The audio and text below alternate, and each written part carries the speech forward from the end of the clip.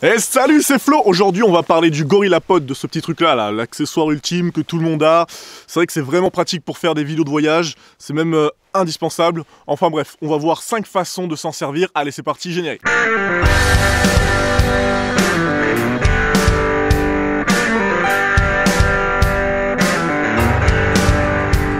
Première technique, tu peux utiliser ton GorillaPod pour embarquer ta caméra sur ton épaule. Oui monsieur. Bon, tu auras l'air obligatoirement d'un abruti, mais le rendu est vraiment très sympathique. Et si tu as l'impression que ta caméra va se casser la gueule, ce n'est pas qu'une impression. Je te recommande vivement de mettre un pull ou une veste ou un t-shirt pour éviter que le GorillaPod se barre. Et là, je suis content, parce que ça rend vraiment bien.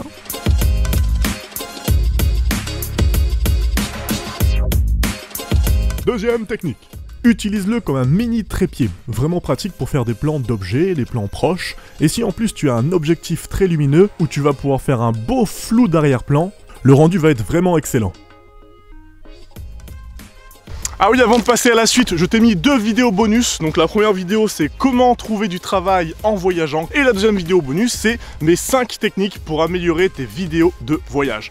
Voilà, donc elles sont dans la description. Tu cliques et tu recevras ces 2 petites vidéos cadeaux si tu le veux bien. Allez, on passe à la suite. Troisième technique. Alors pour celle-là, tu vas devoir mettre ton GorillaPod dans cette position-là.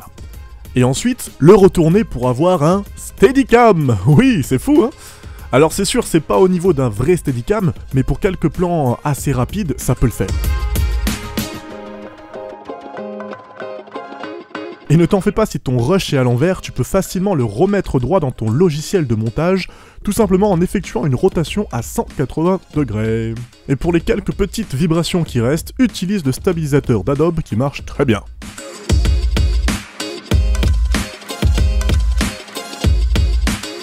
Quatrième technique.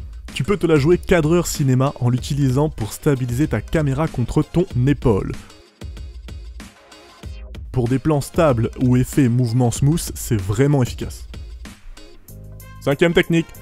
Accroche ta caméra n'importe où, même sur une branche. Oui, tu vas pouvoir faire des plans originaux avec des angles complètement improbables. Bon, vérifie quand même bien que tu as bien attaché ta caméra, sinon elle va tomber et se casser la gueule, et là, ça sera pas très cool. Allez, petit bonus. Si comme moi tu n'as pas le budget pour t'acheter un drone à 800 €, voire 900 €, tu peux mettre ta caméra sur une branche, oui, et hop, qu'est-ce qui se passe? Tu as un drone. Bon, tu as un drone qui vole pas très haut et qui tremble un peu, mais ça peut le faire. Et voilà pour mes 5 utilisations de ce petit accessoire vraiment indispensable si tu te lances dans la vidéo de voyage. Utilise vraiment cet accessoire. Enfin bref, si ça t'a plu, like, partage. Si t'as des questions, dans les commentaires bien sûr. Puis moi je te dis tchuss.